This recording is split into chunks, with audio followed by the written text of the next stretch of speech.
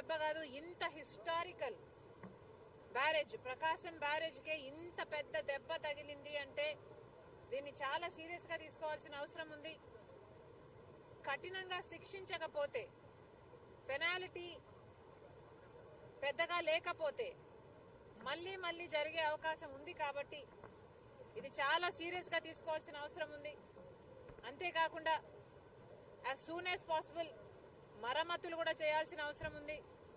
గత ప్రభుత్వం, జగన్మోహన్ రెడ్డి గారి ప్రభుత్వం కనీసం ఎన్నో ప్రాజెక్టులకు కనీసం యాన్యువల్ మెయింటెనెన్స్ కూడా చేయలేదు. రాజశేఖర్ రెడ్డి గారు కట్టిన ప్రాజెక్టులకు కూడా కనీసం యాన్యువల్ మెయింటెనెన్స్ కూడా చేయకపోతే చాలా చోట్ల చూసాం మనం. గేట్లు కూడా ఊడి నదులలో తేలడం చూసాం. అలాంటి పరిస్థితులు రాకుండా ఈ ఒక్క బ్యారేజ్ కే కాదు, మిగతా ప్రాజెక్టులు అన్ని కూడా రాష్ట్రంలో